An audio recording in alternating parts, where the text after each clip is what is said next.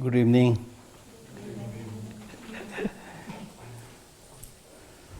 So this gathering is for 3 evenings, 5 to 6:30. Okay? And it's my turn this month.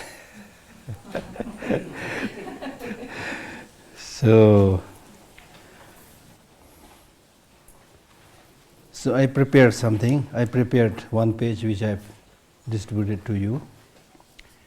And also I have distributed a small booklet, Compassion in Individual by His Holiness the Dalai Lama. I'm not, of course, not teaching this, but I'm giving you this from my side, not from the library, as a gift to you, appreciating your interest.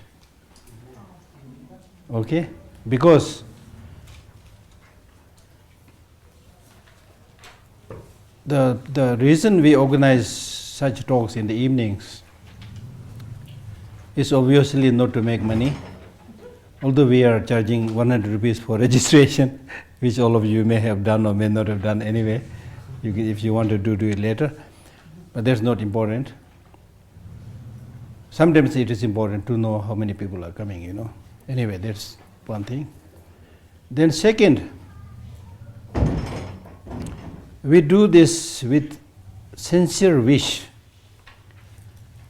in accordance with His Holiness's vision, suggestion, and need of the time, the need to preserve Buddhism, the need to preserve Tibetan culture, so many things, keeping so many things in view. We strongly feel it is important to organize these kind of talks, and at least not necessarily just hearing from the teacher, but at least we all come together with a positive mind, then reflecting on the importance of these things. Recently I was reading a book, I don't know how many of you have seen that book, it's a very new book called Unplugging. Have you read that book? Unplugging, which is we are all plugged, huh?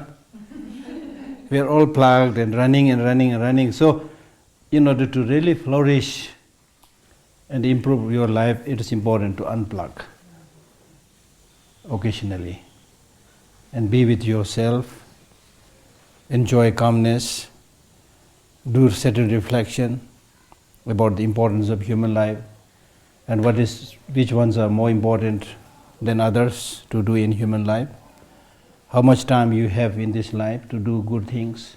So there's so many important things to reflect upon. So this kind of gatherings might also help in strengthening that kind of attitude, right? So that's why I have distributed this small book, so that you please read it and understand His Holiness thinking and see the relevance of it later on. So as I said, the purpose of such gathering is that we really do something. So many thinking come in my mind. I thought about, like, for example, organizing 1 week long, like Compassion Week. You see, then doing this kind of study, reflection, meditation, and then testing actually how you can lead a compassionate life the whole week. Experiment with that in our dealings with other people, in our workplace, in your association with other people. I think occasionally it's really, really important. So therefore, I'm sure many of you are, if not veterans, but at least many years of Buddhist practitioners. Whatever be the case, since this topic that we are going to discuss is a Buddhist topic, which has universal application, so it is important to give a little bit about idea about the Buddhist teaching in general, not going into detail. So the subject that we are going to talk and discuss is related to the Buddhist practice. We can make it otherwise also, but we are explaining it within the context of the Buddhist teaching. So there are few important questions we must ask. What are the core teaching of the Buddha? Why it is important to practice such teachings in today's world? Because we all think now we are, updated, advanced, smart, modern person. Why we need to go back 2,500 years back and read those? Many people have this kind of thinking, you see. So therefore, it's important to see the relevance of the Dharma in today's world. Each of us have to individually see that. I cannot see that for you, you cannot see that for me. In order to really make impact in one's own mind and life, it is important to sincerely, honestly caution. Number one, find a little bit about the, if not the whole, at least some core ideas of the Buddha's teaching, and then see its relevance in your life, in the world today. I have been telling people Buddhism must make sense in today's world. You can go to the comfort zone and talk about nirvana, enlightenment, so many bombastic big things. Okay, that's fine. But to an ordinary lay people, sometimes difficult with finding time, it's also important to get the crux of the matter, the core ideas, and see how important, how relevant these are. Develop conviction.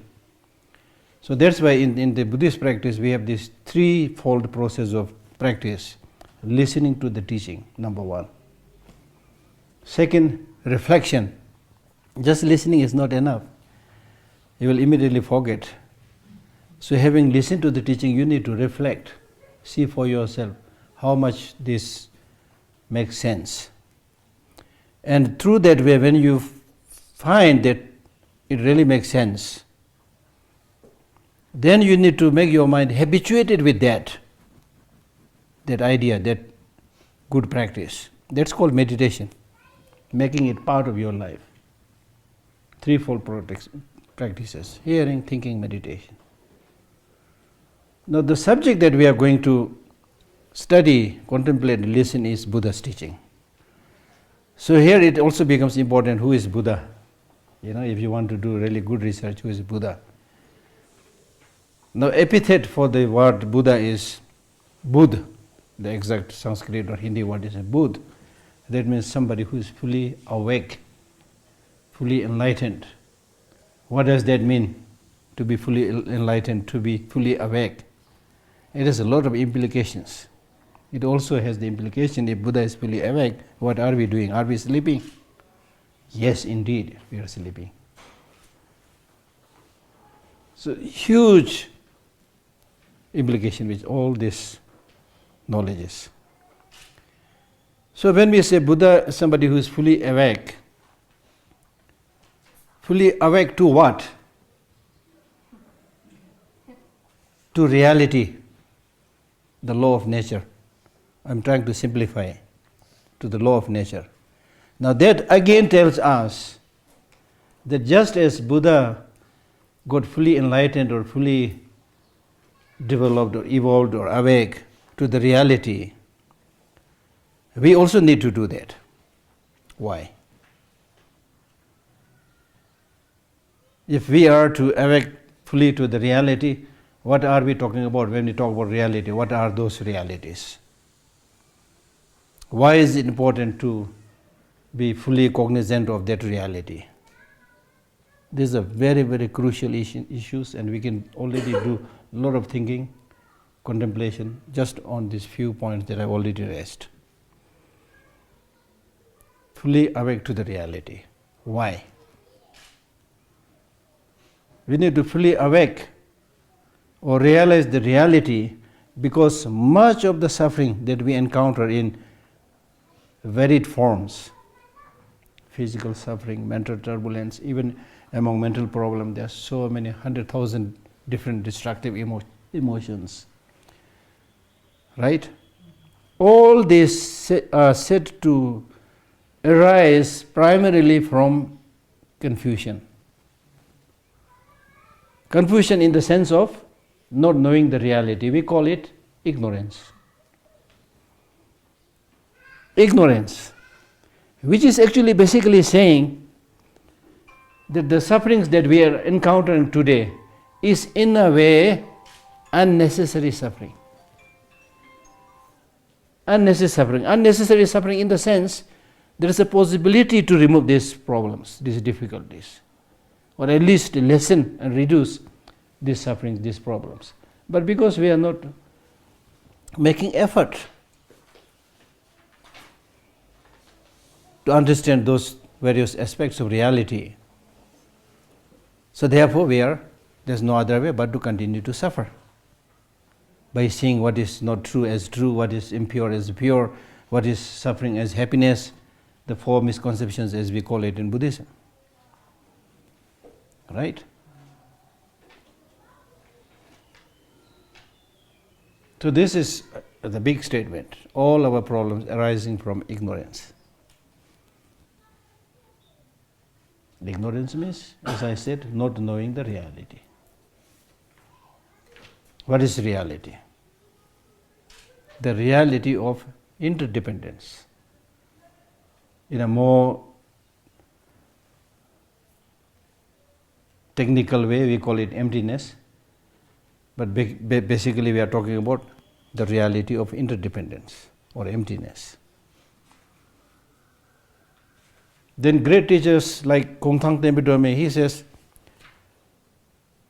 yes, it is true, all our sufferings arise from ignorance, so therefore it is important to understand shunyata or emptiness, but it's not easy. So before you try to understand that shunyata or emptiness, there are many other slightly less difficult to understand realities, like impermanence, like suffering. So we need to start from that. In short, what I am saying here is all the countless sufferings, problems, difficulties, upheavals that we experience in our existence in the world are creations of the enemy called self-grasping. So when we talk about Buddhist practice, all we try to do is how to uproot this self-grasping, the ignorance, which is the root cause for all our problems. However, the master says, however, this is quite subtle, very profound. So before you try to realize that subtle, profound, ultimate truth, ultimate reality, you should try to understand grosser levels of truth, like impermanence. Even within impermanence, grosser level of impermanence and suffering. So there are many stages, many levels. And then he says, even that very grosser level, understanding that grosser level of truth, reality is also difficult for us. Not necessarily it's very difficult, but our senses are duped. Our interest lies something else. So we don't even take steps towards dealing with these problems. He gives a very concrete example by saying, whether you are young or old, we have seen so many people dying. We can count on our fingers. My relatives died, brother died, sister died, this person died, that person died. Or if you read a newspaper, every day, hundreds of people are dying due to different kind of diseases all over the world. Now, it's not so difficult to get those figures. You can just click and say, find the death rate. We can find it. Right?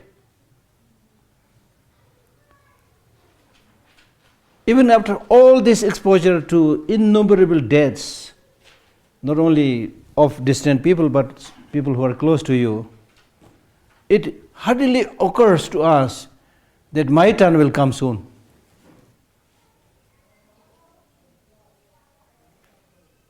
Therefore, how could you think about developing higher spiritual levels? As simple as these things, we remain oblivious, don't pay attention. So therefore what the master is saying is, it's important to pay close attention. You call it mindfulness, you call it concentration, you call it meditation, whatever you want to call it. There should be some kind of alertness, awareness, and cognizant of these happenings. Like for example, if you do this meditation of death, the imminent death, death is definite, time is indefinite, can come any time. If you are somebody who is doing this practice, your life will be completely transformed. Completely transformed. So it's important to think about something that you experience all the time, or you are bound to experience soon. If you think about those which is really going to happen to you soon, so that will make such an important impact in your life. There will be quantum leap in your spiritual practice. Without talking about these things that really relates to your life, then just talking about Buddhahood, talking about God, or even fighting and killing in the name of God. These are all, if you allow me to use a bad word, bullshit. Really, right? So talking about those things like imminence of death, if you talk about these things, if you meditate and reflect, then you are talking about the real issue.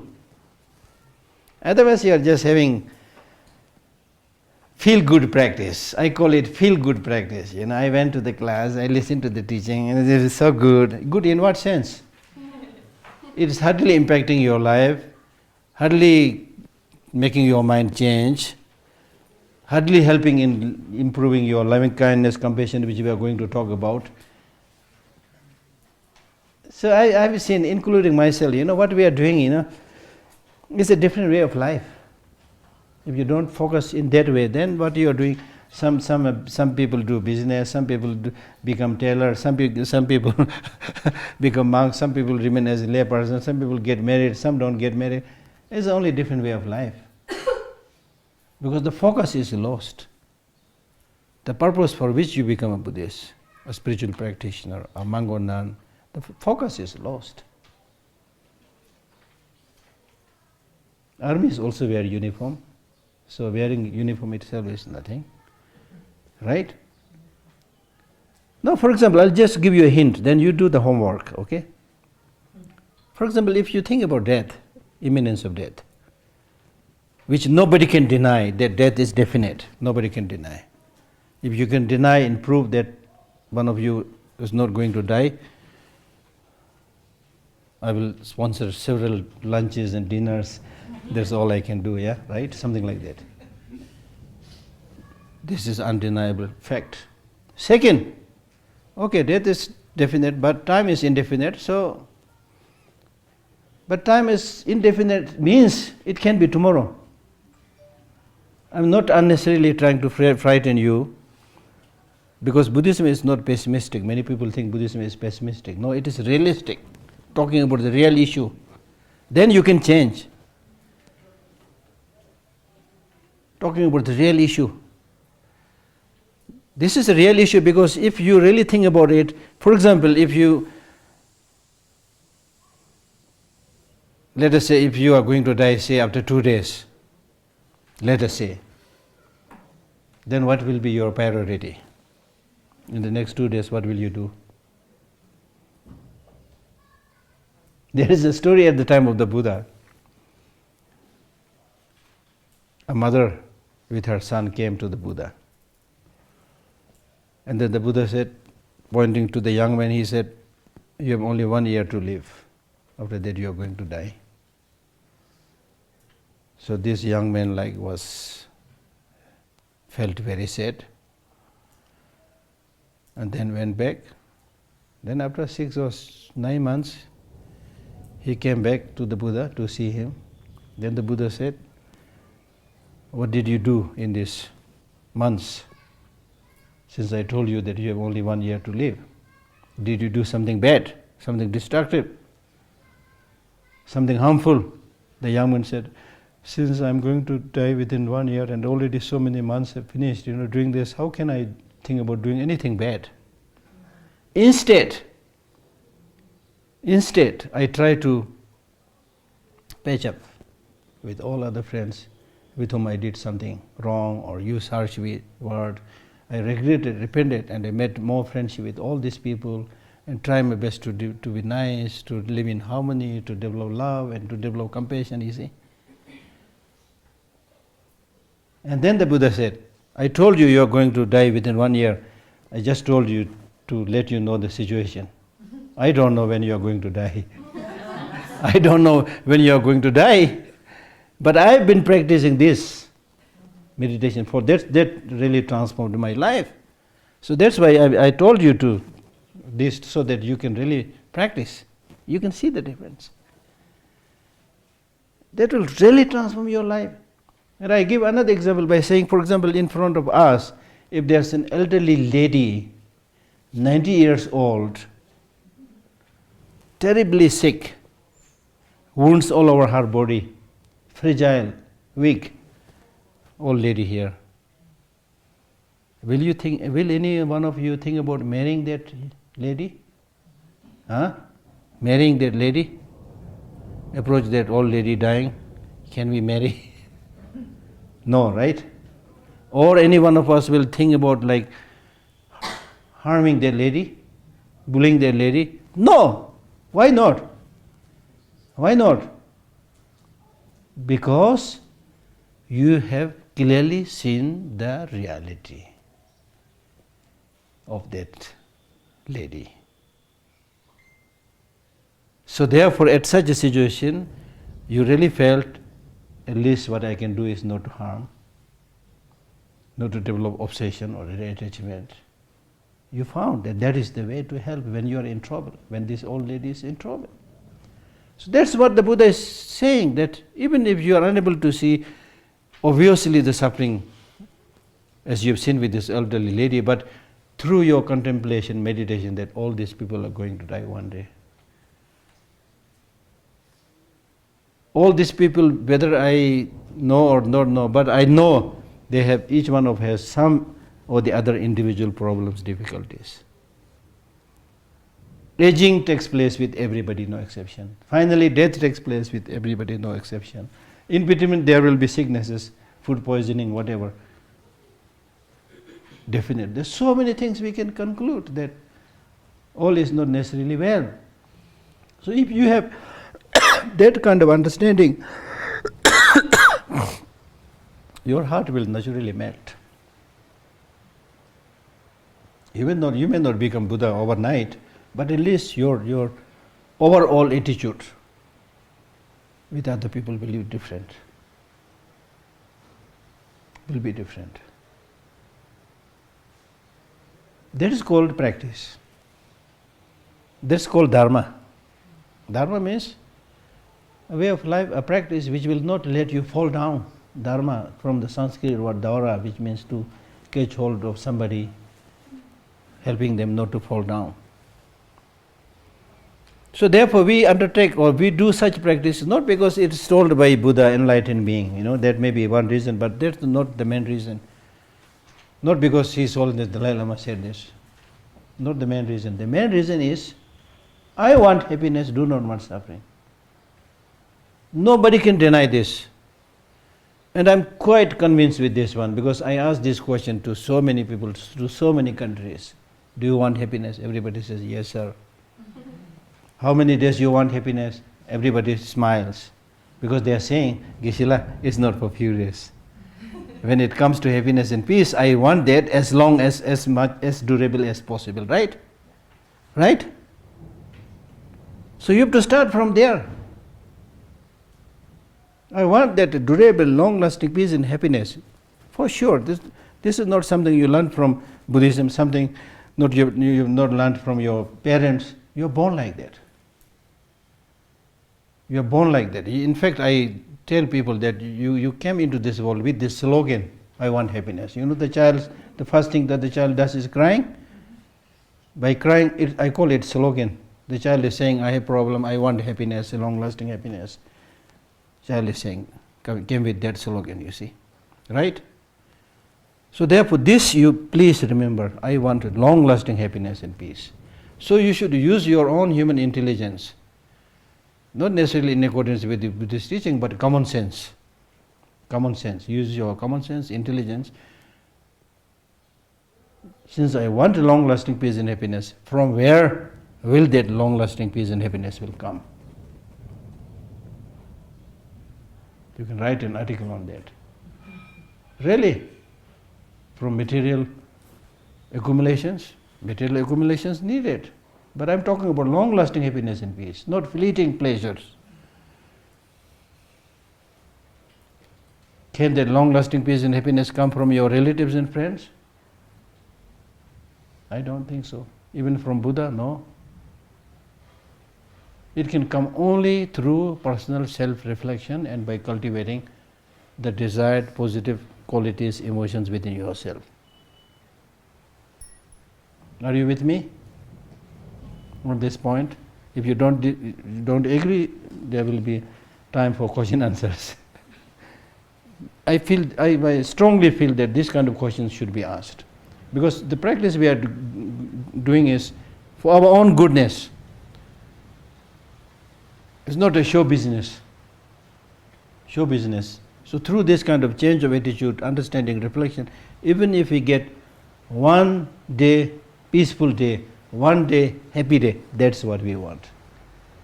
Not waiting until you become Buddha enlightened. No. Right now, if you're happy, that's what you want.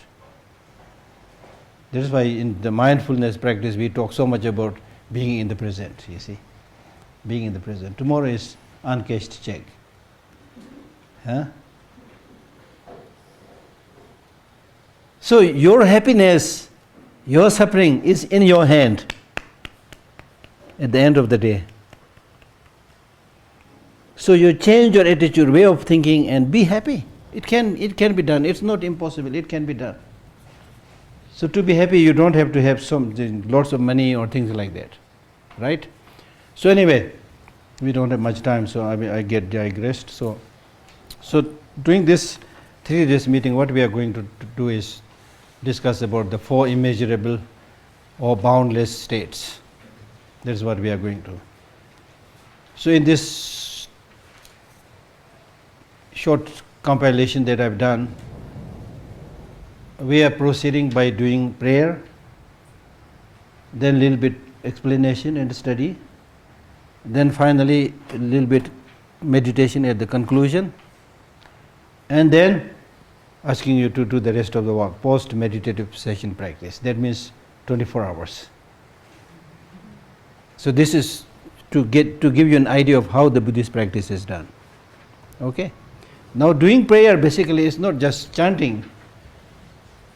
The Tibetan word for prayer is molam, which means expressing a desire, a wish, that I want to have this. The more you express your wish, your desire, the more there is a likelihood of achieving it, implementing it. So we start with prayer. Prayer is there.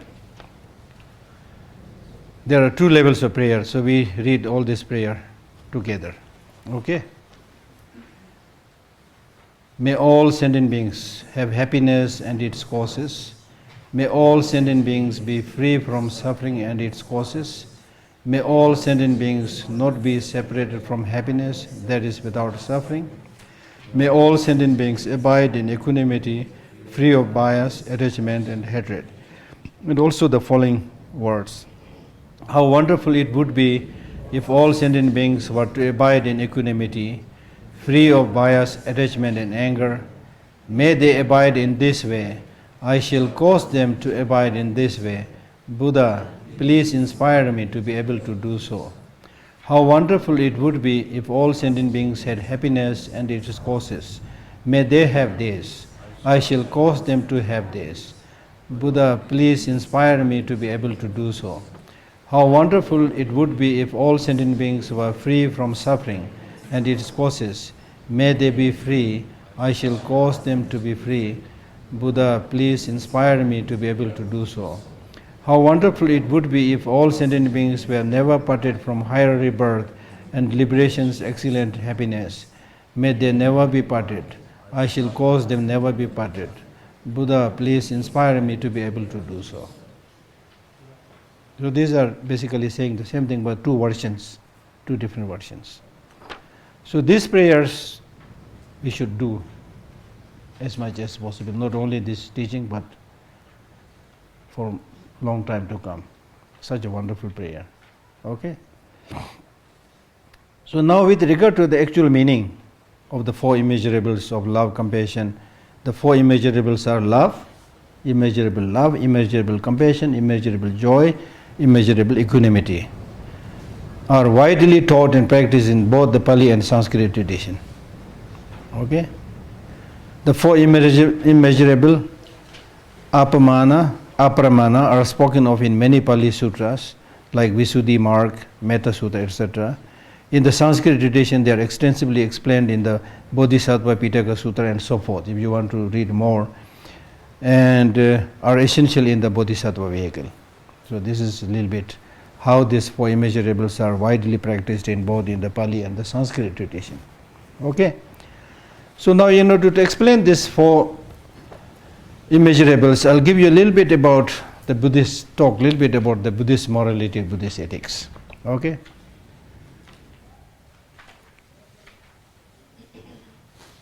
Now, after getting enlightened, when the Buddha was requested to give the teaching, he did not give teaching for several weeks.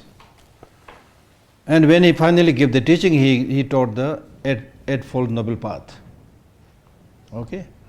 Which can be actually condensed into the three trainings.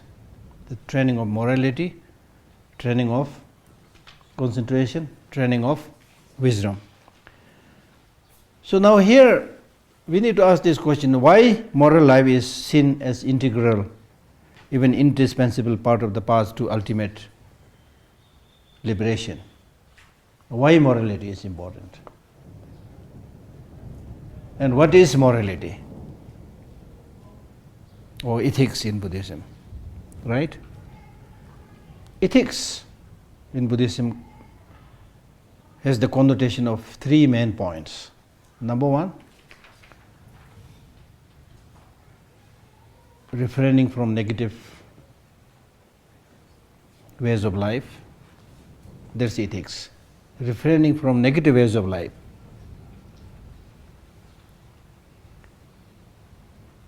What are negative ways of life? Negative ways of life means anything that directly, indirectly makes other people, other life miserable, harmful, painful. I mean, we can talk a lot about this, but basically that's the thing, right? Second, so refraining from wrong ways of life, negative ways of life is important, wonderful. But is that enough? No, you need to do also the good things, the virtuous practices like development of love, compassion, all this you need to do. Second, that is the second ethics. The third ethics is not doing bad things is good, doing good things is good, of course, but for what? Just for yourself? No, primarily for other suffering sentient beings, because they are the majority, right? So therefore the third ethics in Buddhism is helping other sentient beings. Beautifully explained, you see. Not doing bad thing, doing good thing, helping other sentient beings. So that's why the whole teaching of the Buddha is condensed into the four lines. Do not do anything that is bad, do everything that is good, completely train your mind. This is my teaching. Finish, so easy. You see, amazing. We really need to think by ourselves. Do not do anything that is negative. Why? Because it's not good. It's like saying don't eat poison. If you ask why, because it will kill you. It will make you sick. Exactly like that. So do not do anything that negative means all those things which is not good for your health, physical health, mental health.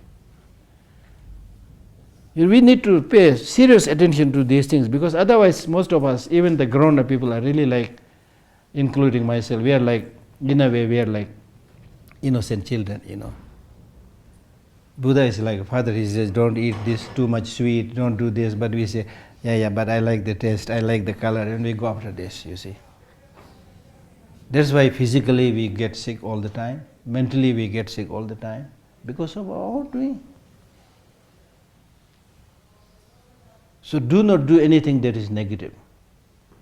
Negative in the sense, something that is harmful to you and harmful others. Like for example, anger.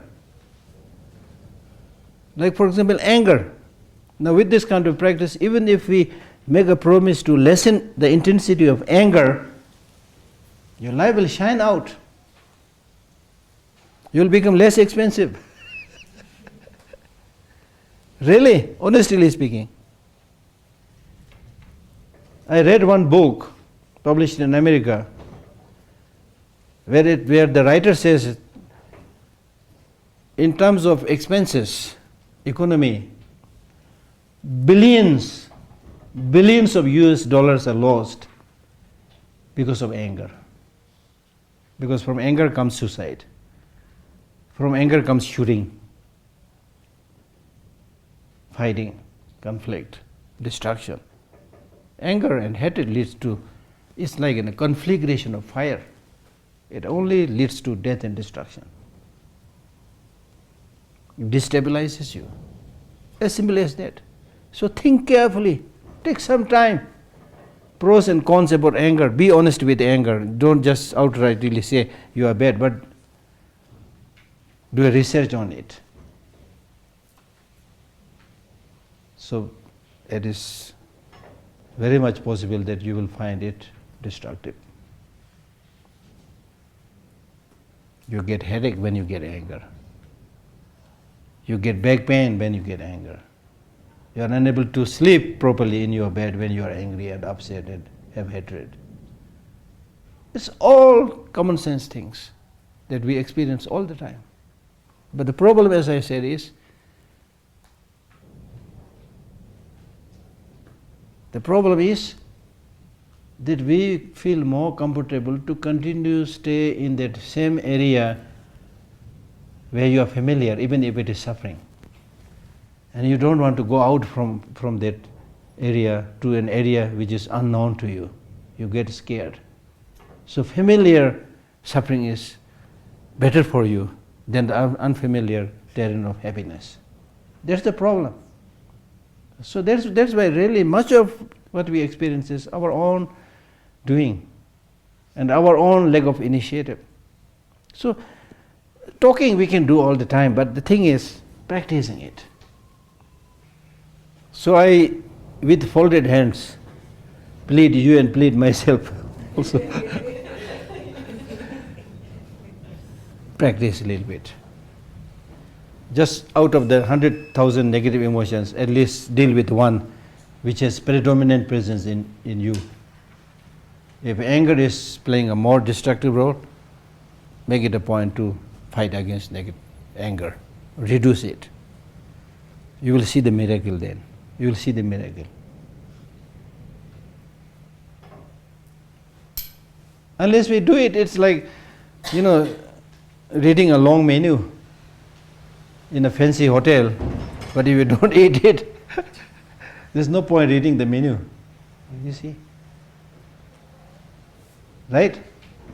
So find out which one of these negative emotions have a more predominant presence in you, because you are the best to know about that.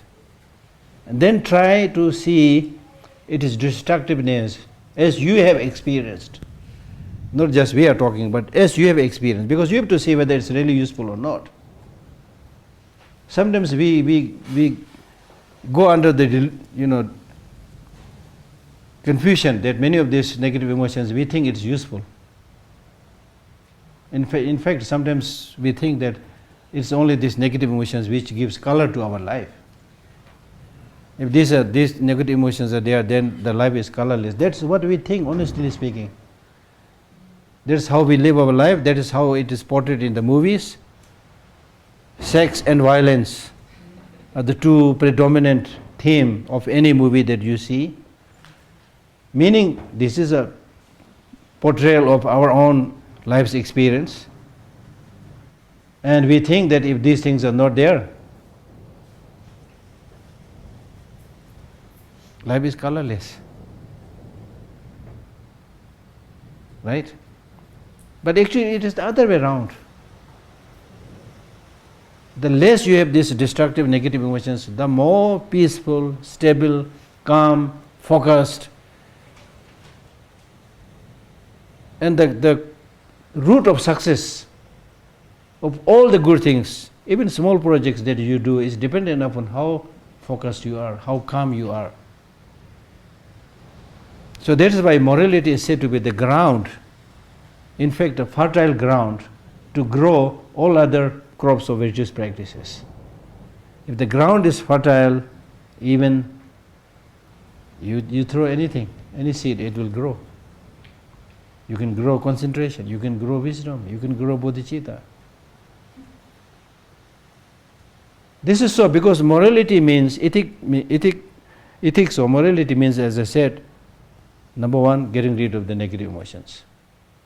Number two, developing all the positive qualities. Number three, helping all sentient beings. If you have all these qualities, you can easily develop many other qualities. Easily. Right? So therefore, that's why morality, out of the three trainings, morality is the key thing, the most important thing.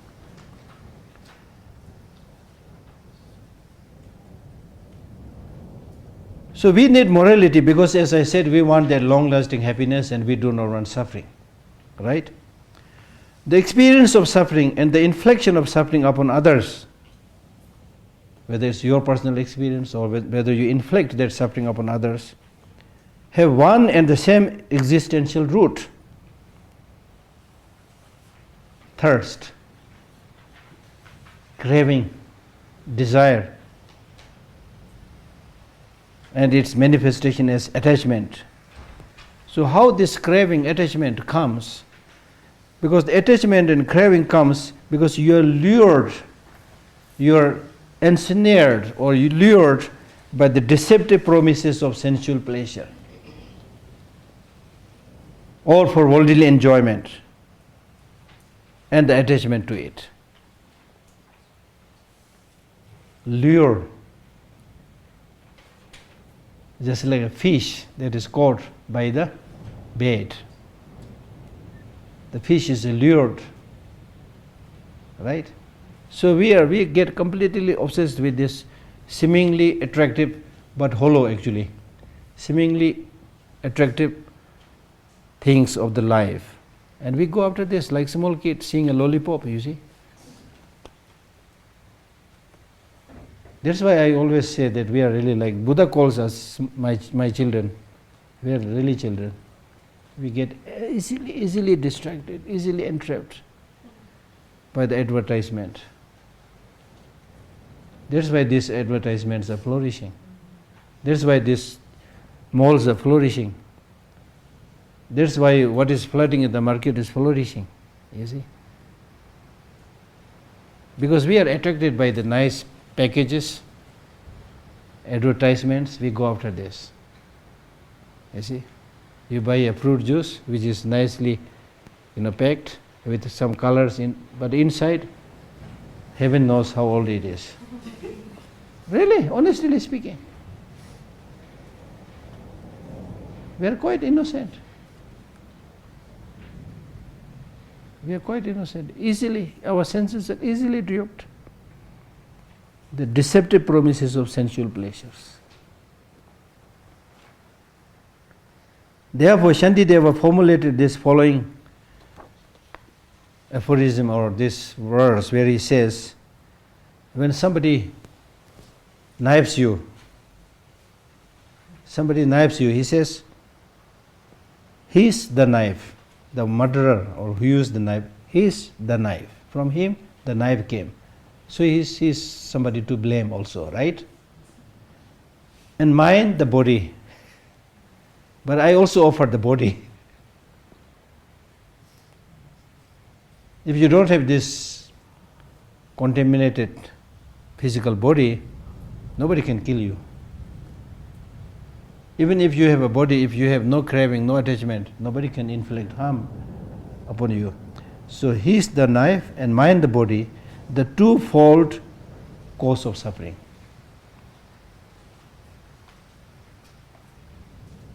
The attack being carried out because of the attacker's attachment to his vicious goal to kill that person. The suffering of the victim due to his attachment to his own life. So at the end of the day, what Shantideva was saying, it's all because of attachment. For example, today everybody is running like being crazy. With all this modern development in terms of speedy transport and so things, but still people are rushing. I have no idea why we are running so much, really. And I have given a nickname to the modern people. I call modern people Angulimala. You know Angulimala? You know Angulimala? In India, there lived a murderer, a dacoit, who met a wrong teacher. Because of his suggestion, he promised to take the life of 1,000 people or 100? 1,000, right? 1,000? 1,000 people. And this teacher said, every time you kill one person, you cut the finger and wear it as a rosary around your neck. So he had been killing like this. And 999 already he killed. He was looking for the last one. On that morning, Buddha realized that this is the time to tame that person. So on that morning, when he was looking for somebody to kill, he could not find anybody except Buddha walking at a distance in front of him. So the Buddha was walking slowly, and this Angulimala murderer with his very awful, ugly, strong, smelly body and with the knife, I'm exaggerating a little bit, okay, to make you laugh. And then he was chasing. Somehow he was running and chasing but could not catch Buddha. Then he shouted by saying, "Don't you realize who is chasing you? The dreadful Angulimala. Stop." Then Buddha stopped, looked back, and he said, "It's not me who is not stopping, it is you who is not stopping." Because he has been running and killing other people. So the modern man is a little bit like that, running, don't know. There is a Buddhist teaching, Tibetan teaching, where it says, your feet are very swift, but you are not reaching the goal where you should reach. So now we not only have feet, but also aeroplanes, right? But still running much more than before. I don't know. So therefore, it is not so much, what the Buddha's teaching is saying is not so much by running, but being with yourself, understanding yourself, understanding the reality that you can achieve. It's not just by running. And in fact, I will talk about this later on. It's by running and so much running that now we don't care about the well-being of other people. Because we are all saying that, yes, I need to help other people, but I'm busy. I have to reach there in time. I have only 10 minutes, so I have to run. So can you imagine you are running and then you are not able to enjoy the scene? Nobody has time to enjoy the scene now. Everybody is running. Still thinking one day I'll enjoy that. We are really like that. So therefore, it is important to be with oneself. Before you are with others, it is important to be with yourself first of all. Because to be with yourself is very healing. Today it is widely known that people suffer from attention deficiency. Attention deficiency disorder. People not being able to concentrate and pay attention. And from there comes many kind of diseases. So it's important first to be with yourself. Clean your house inside. Right? For the body we do a lot of things, but for the mind we hardly do anything. And I have been telling people that much of the problem that we are experiencing today in the world is because of mental starvation. Because we have hardly given any food to the mind. For the body, yes, we are giving. Even for the body, what we give is primarily junk food, but still we are giving something. We also do some exercise, a little bit stretching, yoga, meditation, whatever, so many things. But for the mind, what kind of practice did you give? And mind is actually much more important, because it's your real boss. Your real boss is not your husband, not your wife. It's your mind. It's the mind which is dictating all the time. Go there, don't go there, do this, don't do this, say this to other people, don't say this. Silently, in a very diplomatic way, the mind is ruling you. And your poor body, it's very submissive and doing everything the mind is saying, oh, eat this junk food. The mind will say, eat this junk food. Your hand will go and eat the junk food. The body is really, honestly speaking, very, very helpless. That's why the Buddha paid so much attention to the mind, because the mind is source of good things, mind is source of bad things. And mind is really the magician, the boss, the real boss. So whoever has this control and understanding of the mind, peace is guaranteed. Calmness is guaranteed. Because once you change the attitude, even if the whole cosmology becomes your enemy, so what? It will not be able to disturb you. I mean, it's easier said than done, but this is true, really. Like, look at the story of the Buddha when he was meditating for 6 years. At the end of the day when he was about to enlighten, then all these evil forces, they get jealous, and then they try to do few things. One, they brought this host of armies inflicting fiery weapons and things like that. Buddha did not get perturbed from his meditation. He continued his meditation. That is to say that violence and hatred cannot destroy peace. If you have that, that's not the solution. Then when that failed, then they manifested many beautiful dancing damsels, singing, flirting around him. But Buddha remained unmovable.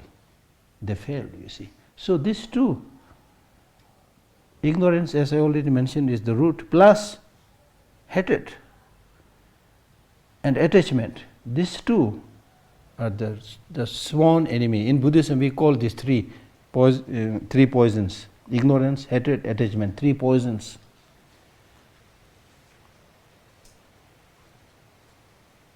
Okay?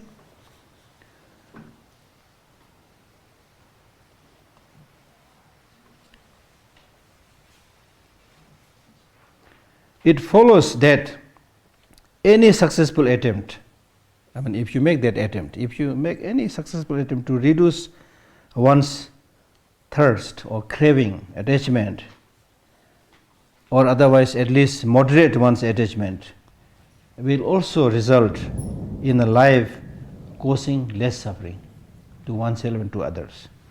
At least less deliberately inflicted suffering. That's what I'm saying.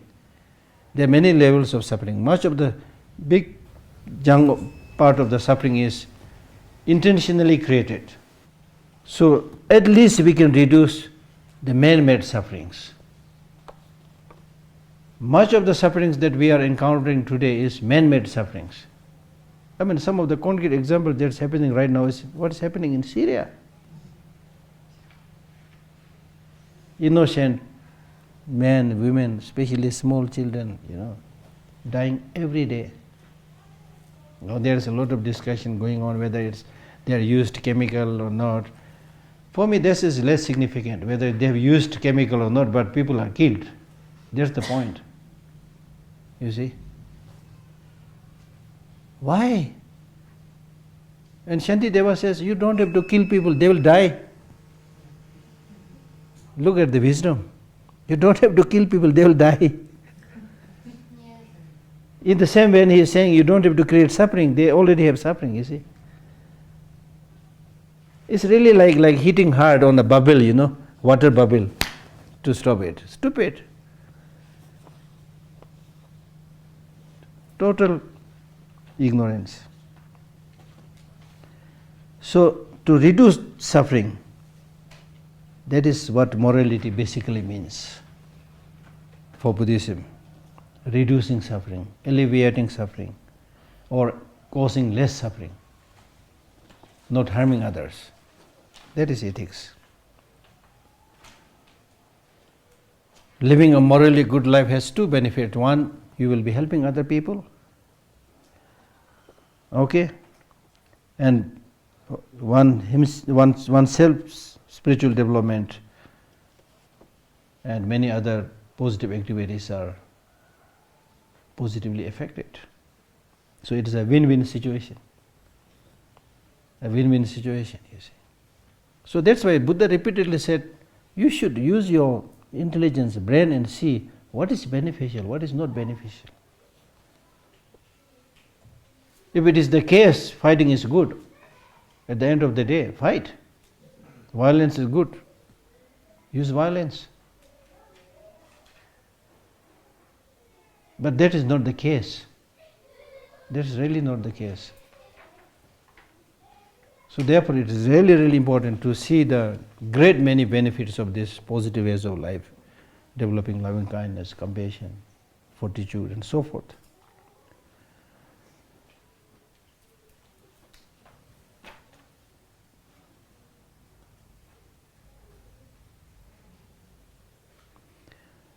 And then in terms of actual practice of morality, we need to understand this in connection with the two other practices out of the three trainings. That is wisdom and concentration. Morality is purified by wisdom, wisdom is purified by morality. Both are kind of interdependent upon each other.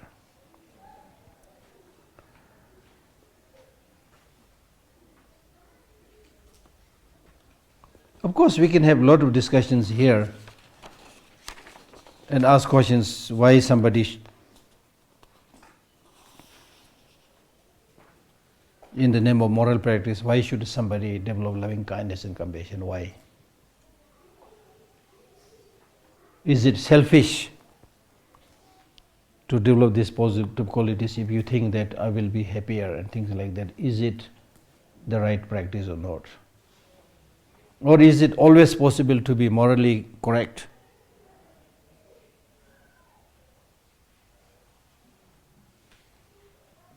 When we go to do these practices, we very often encounter a lot of problems, difficulties, situations where you are compelled to tell lie.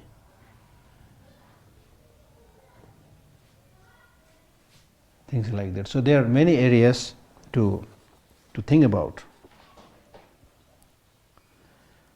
But to make a long story short, the golden rule is what is displeasing and disagreeable to me is also displeasing and disagreeable to others.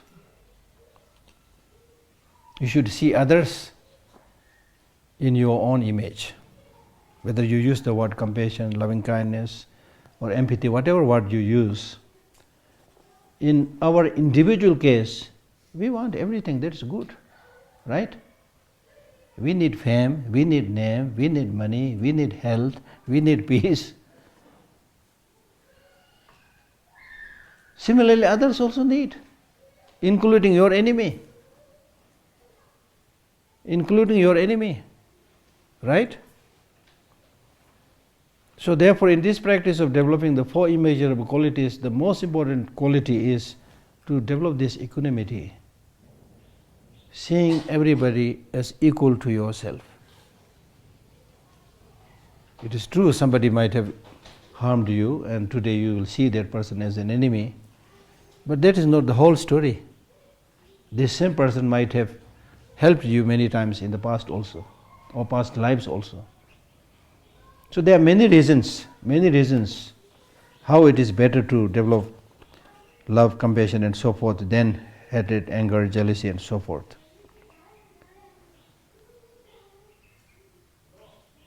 Another very important caution with this practice of love and so forth is the compatibility of loving kindness, loving involvement, and non-attachment.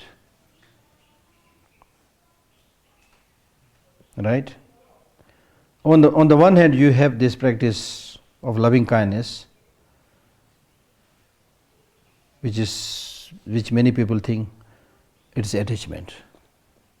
But according to the Buddhist teaching, it says no. Loving kindness is not attachment, it is detachment. So the question is how can you have loving kindness, that loving involvement without attachment? And why it is important? Why it is important? If you look at the definition of loving kindness, as I have written down there, if you read the actual meaning, love, read that line, the love. Love has the aspect of friendliness. Its proximate cause is seeing others as lovable. When it succeeds, it eliminates malice or malice, I don't know this. Huh? Malice. Malice, okay. My English class starts. When it fails, it degenerates into selfish, affectionate desire.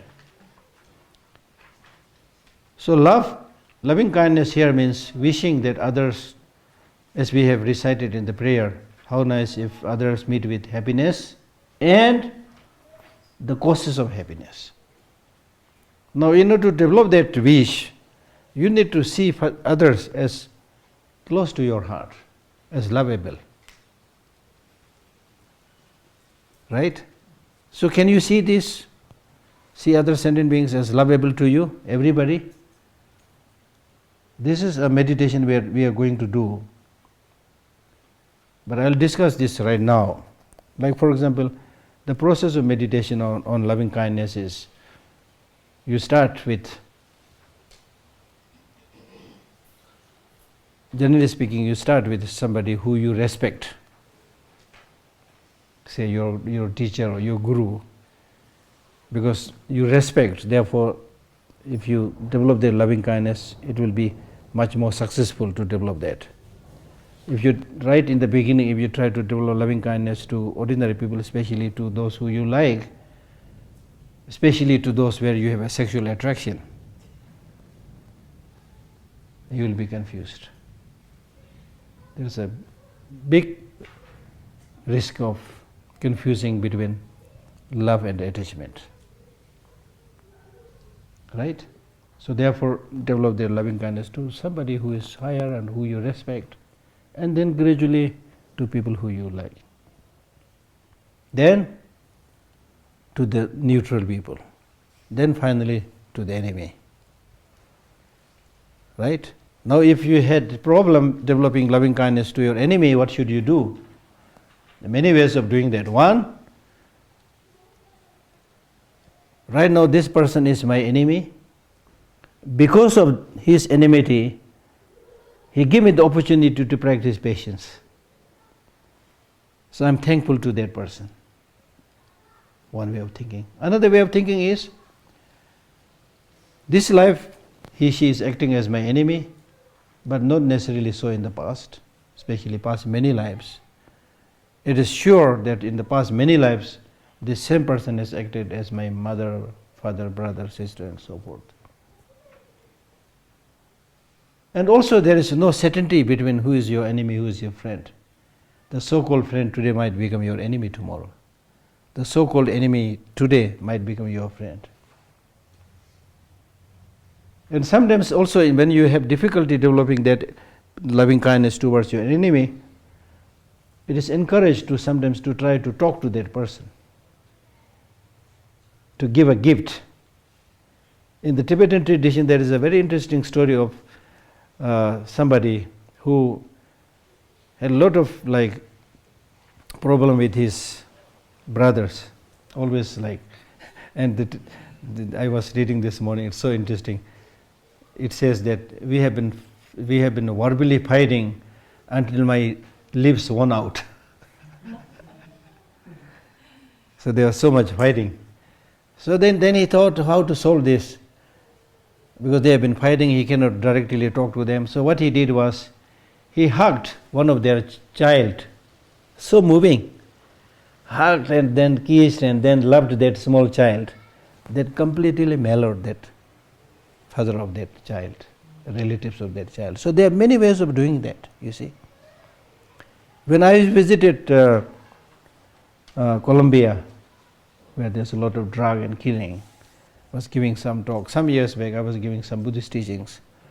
It's such a conflict, ridden area, that even when the organizers took me to the airport, they would say, I wish that no trouble come, It's really horrible. People might come, stop your car, knife you, take things out, So that was the situation. So they said, Geshe, we have so much problem here, how should we deal with that? I was completely dumbfounded what to do with it. Then I started a little bit thinking, thinking is important.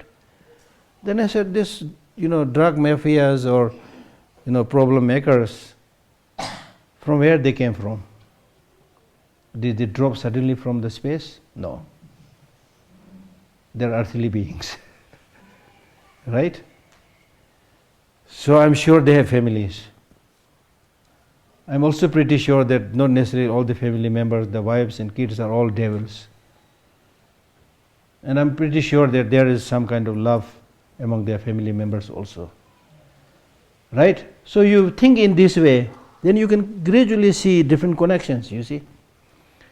Then many of these people are probably displaced people having no proper business and things like that. So if there is an opportunity to give some business or land, things like that, then because of attachment, whatever, for the business or land, they will stop doing many of these destructive things. So some of these ideas quickly came in my mind, So what I'm trying to say is that if we think properly, solution could be found. Now look at North Korea leader. I don't know how sincere he is, but he's saying that now he's going to meet Donald Trump and discuss. There was just few months back, there was a point when he was hell-bent to destroy America and all the Japan and Korea, and he started launching missile after missile. He was not listening to anybody. Then suddenly there is a change, whatever be the reason, you see. Still we can't predict, but changes are possible, you see. So therefore it is really, really important to be optimistic and to find that solution.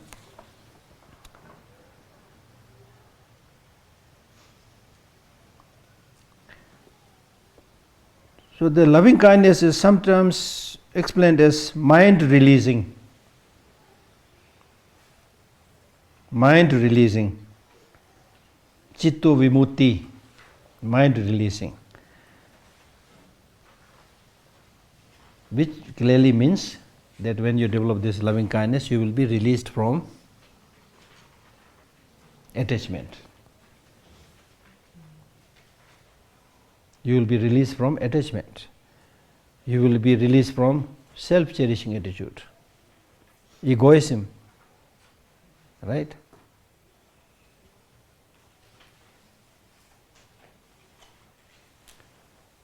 As one of the English saying goes, love is a quality that the blind can see and the deaf can hear. It's such an amazing quality. When you really have this loving kindness to others, people look different. The same person look different. When you have, because beauty lies in the eye of the beholder, as we say. It's absolutely true. When you have this genuine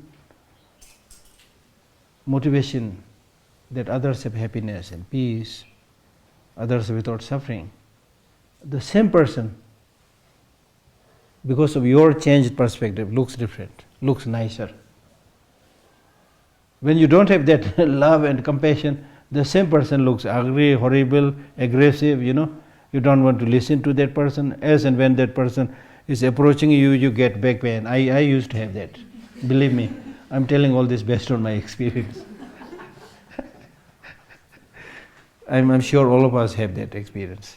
And for some people that you love, not only you feel happy when they come, even if they are not coming, you call repeatedly. Can we meet? Can you come for dinner? Can you come for lunch? That person is not necessarily going to give you a big, brick of gold or something, but it's your mind. It's really your mind. And I have very often said, look at that example of a mother who is a very ugly child, unevenly headed, lopsided head or whatever, Yeah, there are. It's true. Many ugly children, but the mother doesn't see their child ugly. She showers praise upon praise to their child. That my child started walking, my child started speaking. All the good things you see, you don't see the bad side. It's really amazing. It's like a panacea, which transforms everything into gold. And then especially if you are, as is already studied in the text, if you are able to see the vulnerability, the fragility of everybody, you will develop some feeling. In Tibetan, the one word that is repeatedly used by Tibetans, how much they practice, I don't know, Nyingje, Nyingje, Tibetans keep on saying Nyingje, Nyingje, but how much they practice, I don't know. But at least Nyingje, really. And then look at the ordinary people, they are good people. They are doing their small thing, for their study, for their food, for their family. That's all they want. Nothing big. So how come you are not letting these people live in peace and harmony? It's unthinkable. Really unthinkable. So it is important to make a promise in one's life that as much as possible, I will fall repeatedly. Of course, I will not get enlightened in one day. I will, fail. But I will continue to attempt to help others, to be nice with others, to live in harmony. That is my only goal in my life. What else you will get? Even you work very, very hard, if you become a great professor, very knowledgeable, write 20 books, and you have billions of dollars in your bank, wonderful, good. But still, that is not the main purpose of your life. And I'm not just telling this. I've read books after books of people who have reached to the zenith of their success. Just a few months back, a big CEO from America died, and the last thing that he said was, I worked so hard for success and name, I got money and everything. But now look at me. I'm leaving everything behind. And what I really now think that made my life meaningful was the occasions when I was nice to other people. That's the reality. I'm not saying you don't need money. Not saying that you need fame. But if you sacrifice your life for name and fame and this stupid glamorous life, deceptive pleasures, we already read deceptive pleasures, rainbow pleasures, that will not necessarily make you happy and peaceful. It's 100% sure, 100% sure.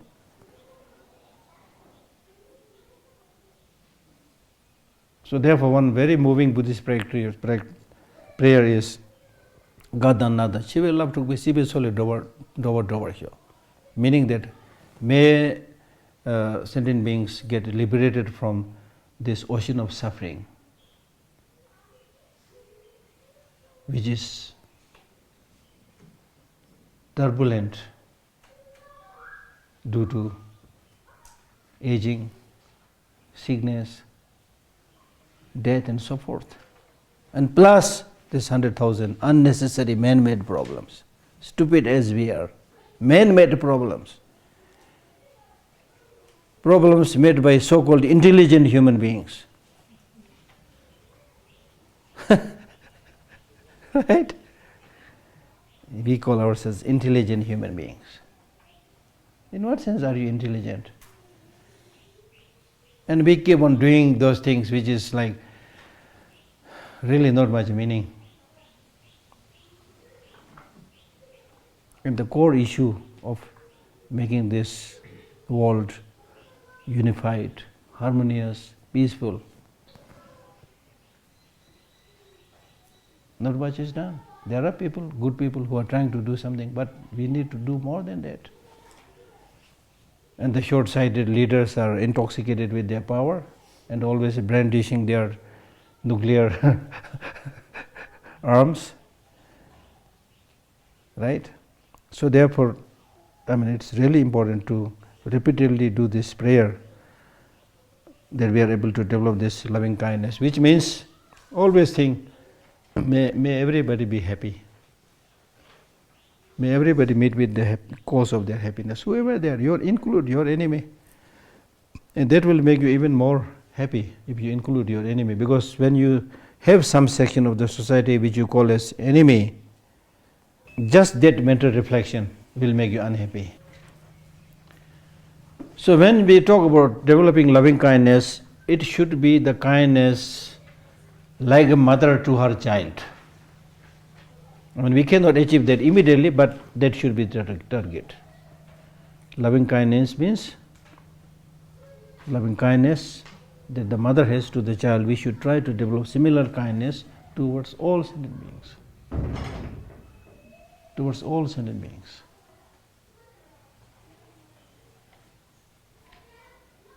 For example, if I am a poor father and my young child goes out and comes back home having found a big lump of gold, my son found a big lump of gold, will I be happy or sad? Because I'm poor, but my son somehow found a big lump of gold and he shares this news to me, will I be happy or not? Yeah, of course, very happy. I have not found the gold, my son found the gold, but still, because I have this loving kindness to my son, so therefore I will be very happy. So similarly, consider all other sentient beings as your loving children. Whenever they find happiness and peace through their own initiative, you did not even participate in making that happiness achieve, You should be very happy if you have their loving kindness. Whenever you see some people flourishing, you feel very happy.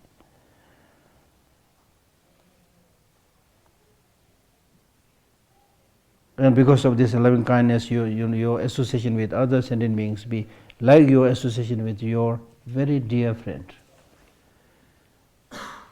If you have somebody who you call as my hand and glove friend, a very close friend, then we say we are like one person. We'll suffer together, we'll enjoy happiness together. The rest of sentient beings, whether you like it or not, we'll have to suffer together, live together in this small earth. If you really think properly, we'll sing or swim together. That's the reality of the world today. So with this understanding that we should be ready to share whatever we have to others. This is the reality, right? And then our concern towards others' well-being should be such, like that one story, there is one story of a Tibetan teacher, and when somebody comes to listen to him, then he would explain the teaching. Then after some time that person, he says, now I have to go. And then the teacher would still say, do you have small children in your home who are crying, so that you have to rush and go back without continuing to listen to this teaching? Meaning that person, that teacher has so much love for his students. And he regards this teaching so precious that if you are not in great rush, continue to listen. I want to help you, benefit you, you see. When you have that loving kindness. Not necessarily the whole loving kindness, but even if you have a little bit of love, it's much easier to talk to other people. You spend hours together with that person, no problem. I'm talking about love, genuine love, not the attachment. If it is attachment and then yes, initially may be good. After some time there will be trouble, right? So genuine loving kindness, right? And in order to successfully cultivate that loving kindness, you need to destroy the opposite counter forces. The one that will burn or destroy loving kindness, just like a fire burns things, is hatred or anger, especially hatred, ill will. So in order to successfully cultivate loving kindness, you need to at the same time reduce enmity, ill will, hatred. Likewise, you need to reduce attachment. The Buddhist teacher said that you should not develop attachment like a being in the hungry ghost, being born as hungry ghost, because the being born in the hungry ghost is deprived of food and drinks, so it's always hungry. I need to have this, I need to have this. So we should not be like hungry ghost. Today's world is really like hungry ghost, because there's so much coming in the market and everybody thinks whatever is in the market, I need to have one. Look at how much we keep on updating our gadgets, you see. It's a clear indication, you see.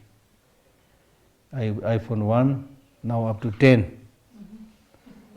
Then there will be probably 11, 12. We think I need all of this. Not necessarily because you think you need, but because of your craving. Okay? And similarly, the text says you should not be like a greedy dog. The greedy dog, even that dog has eaten enough, but when he see other dog eating something, he will say, ah. He will disturb that other dog. Right? But I'm not saying it is easy. It's really not easy. But if you give a little bit thought to this, you will see, or you will appreciate the need and importance of such loving kindness. And then you will start, at least slowly, marching towards it. Okay? Yeah?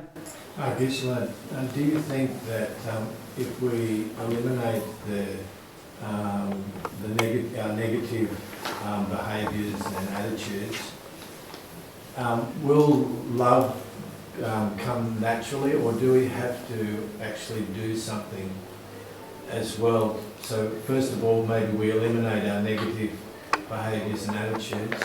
Yeah. Will love naturally just come, or do we have to also cultivate something, after we've eliminated our... These are really connected to each other. The more you reduce the negative emotions, the more there will be chances of easier production of many of these positive qualities. But specifically in the case of loving kindness, the two most obstructive factors are self-grasping or self-cherishing attitude. So you need to lessen your self-cherishing attitude, okay? And then your attitude towards everybody should be non-differentiating. We call it equanimity. So if you differentiate people, okay, this is from America, this is black, this is white, this is Tibetan, this is Chinese, then your mind is already uneven. You can't develop this genuine loving kindness. So it should be equal towards everybody.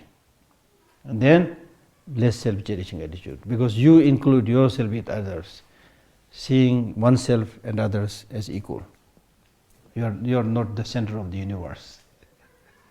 Normally, we tend to think like that, because it's related to me, this is important. This is something I do, therefore it is important, you see. Whoever you are, intelligent, not intelligent, rich, not rich, but you think somehow you are the area from where you calculate things, So that is really the problem. And even when you go to listen to a teaching, if the teaching is given by the teacher suits your temperament, then you say, oh, very good teaching. Not necessarily good, but because it suited your way of thinking and temperament. If it did not suit your temperament, your disposition, then say, oh, I don't know what this teaching is.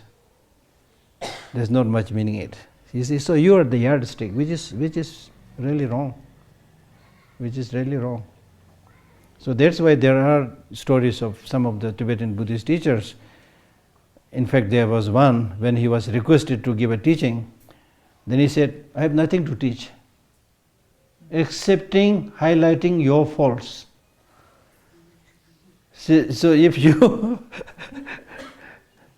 dare to do that, then sit. I'll highlight your faults, you see. That is the real teaching. But if we do that here, people will get angry, you see. Here or, I mean, in general, people, you know. Because the purpose of Dharma teaching is to find your weakness, shortcomings, and reduce them, eliminating them, and replacing them with the positive emotions.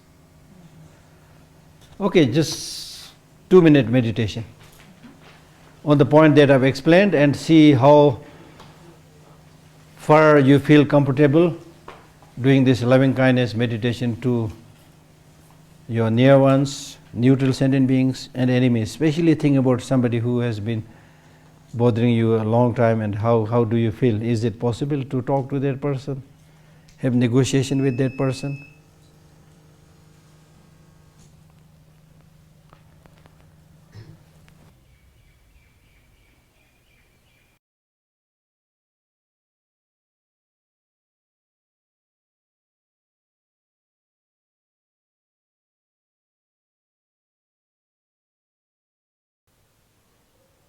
Thank you.